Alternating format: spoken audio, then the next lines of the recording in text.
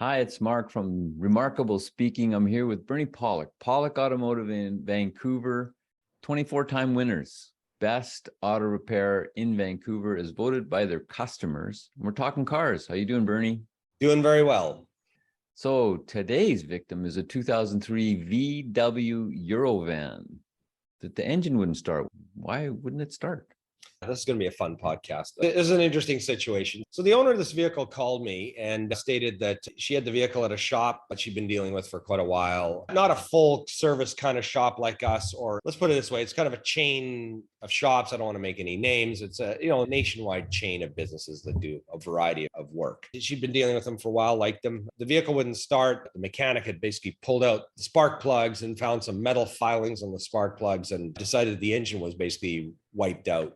And I thought, okay, well, it is a VR6 motor. These do have timing chains. They can fail. It's possible it skipped some teeth and busted something. I mean, we see a lot of broken engines all the time. So I said, just bring it over. Let's have a look at it, and then we'll decide what to do from there. So got the vehicle to the shop. We cranked the motor over, and it kind of sounded normal, but it wouldn't fire. But there was no knocking or any hideous noises or anything seized. So that's kind of what we started with and decided, hey, let's start with our level 1 diagnostic and see what's going on with the vehicle. So again, just to frame it, this is from another shop saying your engine's done. It's going to need to be replaced. So what did you find? My mechanic scanned it, found there's one trouble code for an ignition coil failure, cleared the code, cranked the motor over some more, and it actually started. Yeah, it started, blew out huge clouds of smoke. It had obviously flooded. What we assume happened is that either, that maybe a coil failed or something happened, or the engine flooded and wouldn't start. And, someone who, without any experience, had looked at it and kind of determined the worst. So there was more things. I mean, what we eventually ended up repairing was replacing all the spark plugs, replacing the ignition coils, doing a motor vac fuel injection cleaning. And I believe an oil change was included with that as well, because it was due for service. But that's basically what it ended up being, going from an engine replacement to a major tune-up, let's say. Do you have some pictures? Yeah.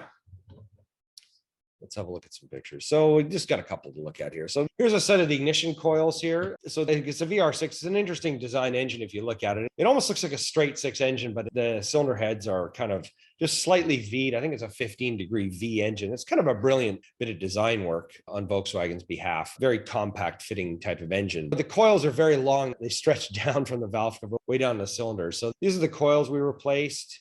And, the code was only for one coil, but it would be, it's foolish in a situation like this to just change one. May as well do them all. They'd never been done before. So there's the coils. Another picture of the spark plugs. Here's kind of a close-up view. So again, these plugs have been in there for quite a long time. The gap is worn here. And these metal bits, that this mechanic had found, don't know what to say about it. But, it's an interesting, I have to say, I kind of feel for the shop owner, because it's hard to find good people these days. And I think he was basically, his person was basically a second or third year apprentice, which was all he had, which is great if you're doing like brake jobs and simpler things on cars. You can get away with something like that. But once it gets into engine repairs, you really need to have nothing wrong with having an apprentice look at it, but having someone with a journeyman expertise to look and go, hey, is this a problem or not? Because obviously what the person saw didn't really reflect wasn't a problem.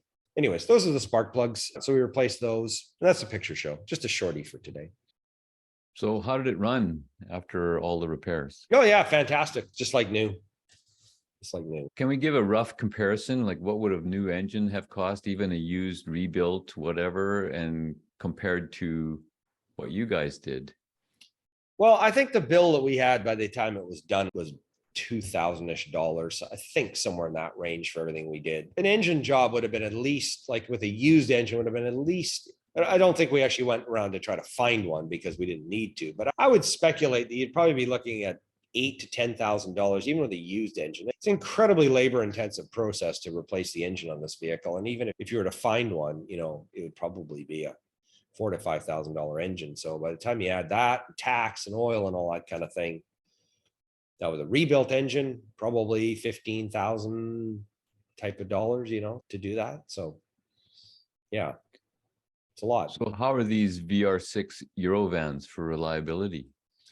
Well, I'd say that they're not the best vehicles. They're expensive to fix. The VR6 is not the most reliable engine, But this one did have 220,000 kilometers, and if they're well taken care of, they will last a long time. It's just over the years we've done a lot of VR6 timing chains, and there's a lot of other shops that have timing chains and other issues. People love these vans, though. The owner just totally committed to the vehicle, as a lot of people are. And I think Volkswagen vans have had this following for a long time. I mean, I had a Westphalia back in the air-cooled days. They're a pretty unique kind of van, and people really like them for that kind of thing. But I think, unless yours maybe like a Eurovan Westphalia, unless you really need that van, there's probably better options out there that will be far less costly. I mean, even a Dodge Caravan, they're probably more reliable, and I mean, not as nice of a van, but much cheaper to operate. So it depends. I figure, in life, buy what you want. If you like the van, go for it. You're just going to be spending more money than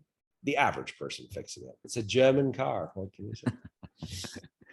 If you need repairs for your VWs, whether it's a Eurovan, whether it's a diesel, whether it's a VR6, whatever, Jettas, you name it. The guys to see in Vancouver, Pawlik Automotive. You can reach them at pawlikautomotive.com. You have to book ahead. You can book online, or you can call them 604-327-7112 to book.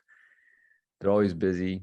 We really appreciate you watching. Check out the website. Hundreds and hundreds of videos on there. 11 years we've been doing this. Close to 1,000, I think.